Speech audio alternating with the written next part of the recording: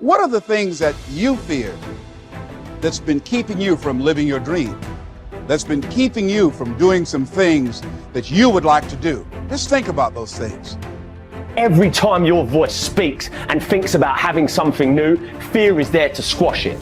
Every time you want to try something new, fear is there to squash it. Every time you want to go somewhere new, fear is there to squash it.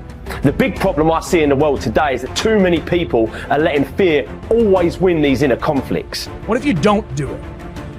What if you don't chase your dreams? What if you don't stand up for yourself? What if you do not step up to the plate and take that challenge? You have no idea of the breathtaking future that's on its way to you, that's asking you, please let me through. When you decide that you are good enough, when you decide you give yourself permission to have it all, have all the love, have all the health, when you give yourself permission, it's like the inside of your champion is saying, let me out.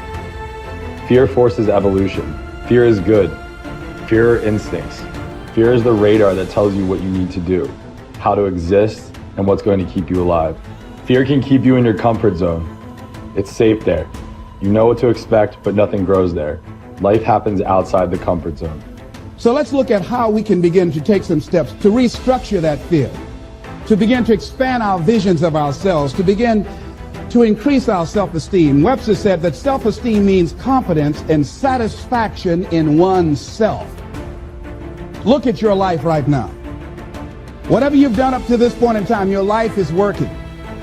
Whatever you have produced, it came out of you as a result of the kind of person that you have become. You have to be fearless. You have to be completely fearless and have utmost belief in whatever that feeling is inside you. It's all a mindset. It's how bad you want something, and nothing tastes better than when you've earned it. There's no better feeling than when you've earned it. So just start. Stop talking about it. If not now, when? If not you, then who? Listen, someone else is starting right now. As long as you got air in your lungs, you have an opportunity to improve your current situation. So human up. Accept the challenge, change your associations, and soon you will find yourself receiving accolades and congratulations. But first you gotta say I do to the new you and commit to a lifetime of small wins that at times will seem meaningless and pointless. Are you in a position to quit? Or are you in a position to go harder? Are you in a position to go stronger? Are you willing to dig and go as far as you can in your life? Are you willing to suffer?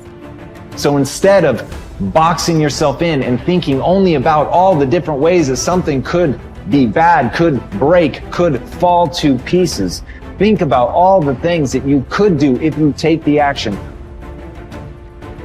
The most common fears that we experience, which often sabotage all hope for success, are the fears of failure, poverty, and loss of money.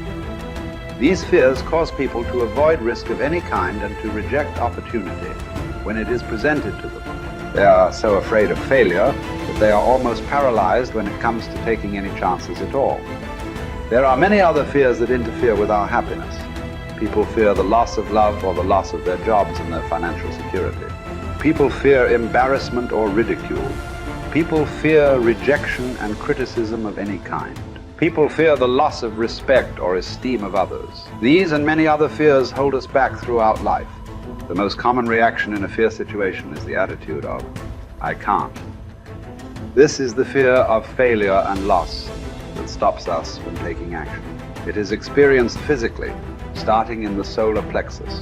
When people are really afraid, their mouth and throat go dry, their heart starts pounding. Sometimes they breathe shallowly and their stomach churns.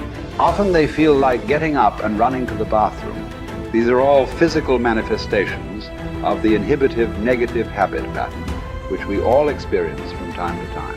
Whenever a person is in the grip of fear, he feels like a deer caught in the headlights of a car. This fear paralyzes action.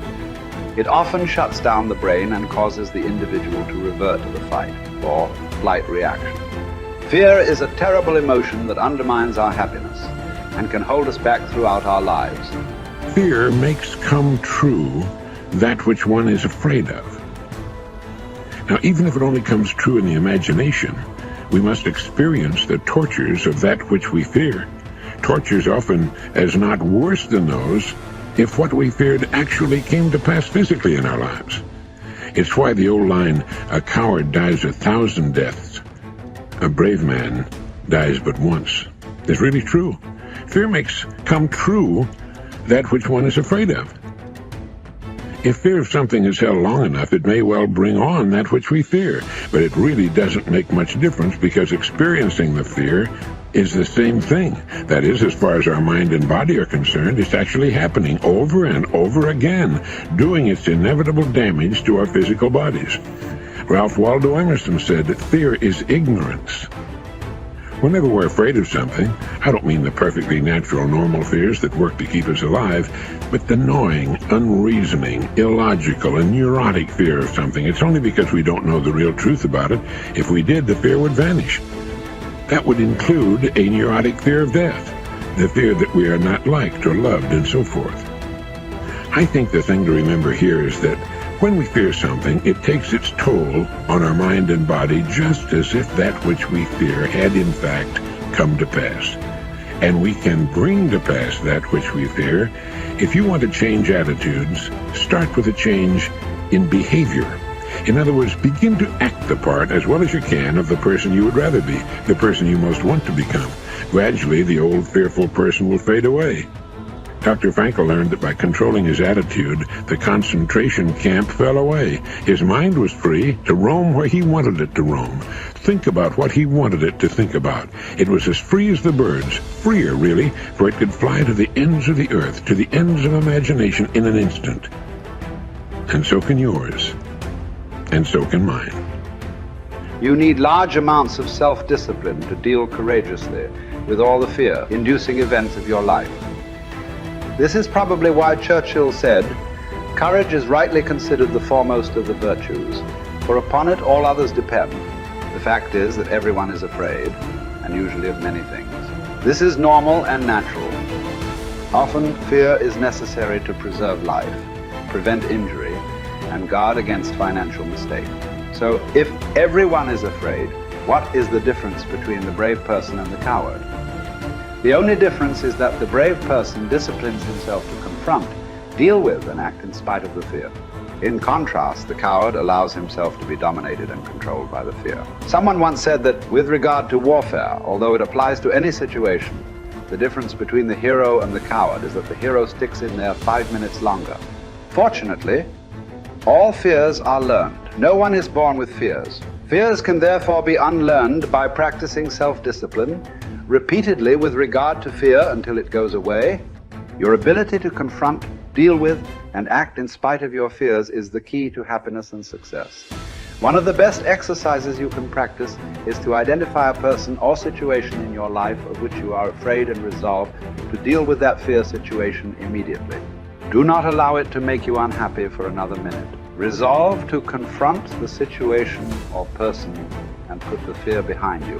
The only way to deal with a fear is to address it head on. Remind yourself that denial is not a river in Egypt. The natural tendency of many people is to deny that they have a problem caused by fear of some kind. They're afraid of confronting it. In turn, it becomes a major source of stress, unhappiness, and psychosomatic illness. Be willing to deal with the situation or person directly.